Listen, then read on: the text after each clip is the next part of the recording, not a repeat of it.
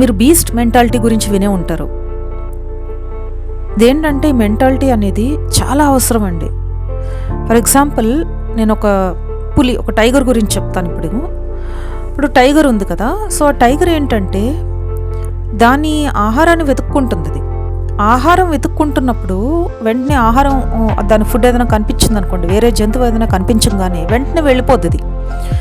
చాలా ఓపిక్గా దాన్ని గమనిస్తుంది, పర్ఫెక్ట్ టైమింగ్ కోసం చూస్తుంది, చాలా పేషెన్స్గా ఉంటుంది, అప్పుడు వెళ్ళి పట్టుకుంటుంది అనమాట. సో అలాగా మనకి కూడా మన గోల్ అనేది ఉంది. అయితే ఆ గోల్ అనేది మనం రీచ్ అవ్వడానికి ప్రాపర్ టైమింగ్ ఉంటుంది, అలాగే దానికి చాలా పేషెన్స్ కూడా అవసరం. సో అది మనం అక్కడ నేర్చుకోవచ్చు. అట్లాగే రెండోది ఏంటంటే, సో టైగర్ ఒంటరిగా ఉంటుంది, కానీ ఒంటరిగా ఉన్నా కూడా చాలా స్ట్రాంగ్గా ఉంటుంది. It doesn't need anyone for its survival or for its hunt. అది వేటాడడానికి కానీ లేదా దాని మనుగడ కొనసాగించడానికి కానీ జీవితం జరిపించుకోవడానికి దానికి ఎవరు అవసరం లేదు. It survives with its own power.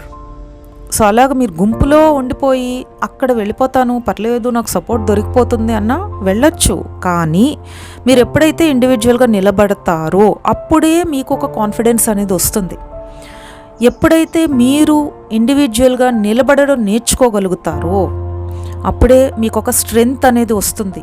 So ఒంటరిగా ఉన్నప్పుడే మీకు ఆ స్ట్రెంగ్త్ అనేది, మీ బలం ఏంటనేది, మీ వీక్నెస్ ఏంటనేది మీకు అప్పుడు అర్థమవుతుంది.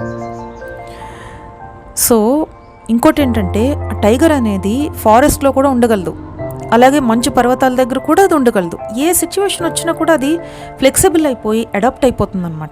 అట్లాగా మనం కూడా ఈరోజు హ్యాపీగా ఉండొచ్చు, లేదా రేపు కొన్ని బాధాకరమైనటువంటి సిచ్యువేషన్స్ మన లైఫ్లో జరగచ్చు, లేదా ఇప్పుడు మీకు ఒక సపోర్టివ్ ఎన్వైర్న్మెంట్ మీకు ఒకటి ఉండొచ్చు, కొన్ని చోట్ల అలా కుదరకపోవచ్చు. బట్ ఏదైనా సరే, సిచ్యువేషన్ ఏదైనా సరే మనం ఫ్లెక్సిబుల్గా దానికి, ఆ సిచ్యువేషన్కి అడాప్ట్ అయిపోతే దానికి అప్పుడు వస్తుందండి మీకు ఇన్నర్ స్ట్రెంగ్త్ అనేది.